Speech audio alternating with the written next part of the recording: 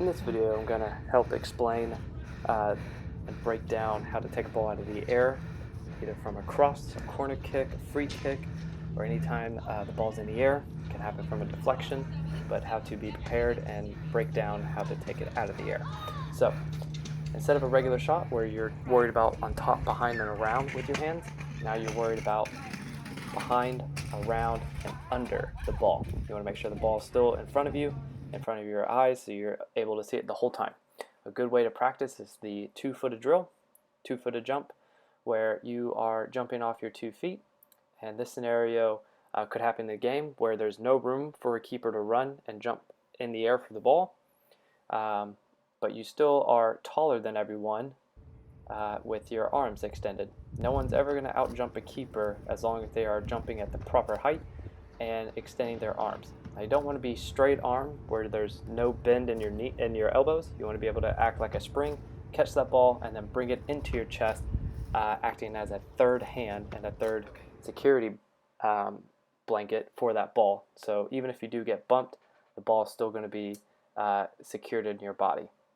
So this is a breakdown of how to attack a ball in the air, and a good way to learn is to learn this lunge form, which is get right behind the ball, get into that lunge, feel the amount of power that your muscles are storing up, and then with that back leg you're going to drive it forward in front of you, and that's not only going to act as a protection for yourself going into traffic, but also help you propel yourself up in the air and gain some extra height.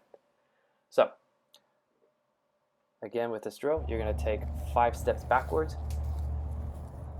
get into a natural set position, and then also during the drill, you're going to keep your eyes up and pretend or imagine that there's a ball in the air so that you can basically get that muscle memory of, I'm looking at a ball, I'm going to attack it.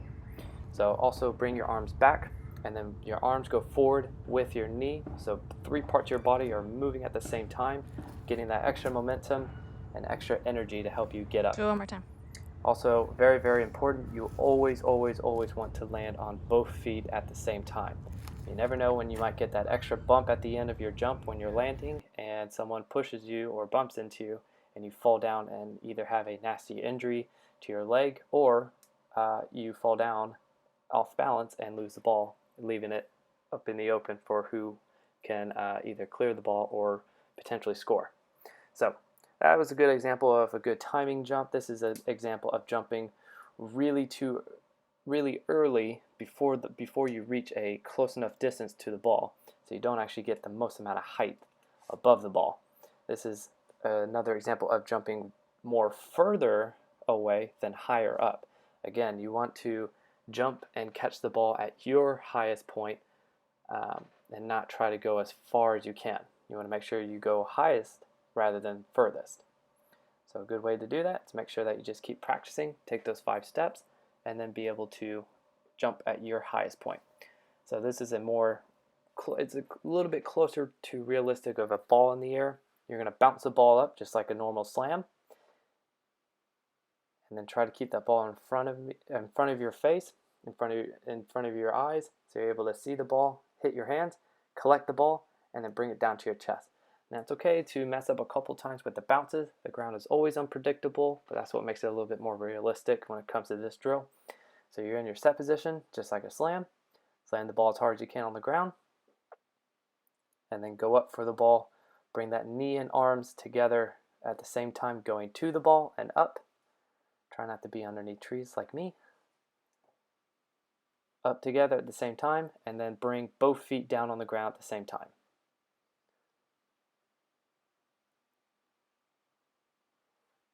Let me know if you guys have any other questions. I'll be happy to answer them.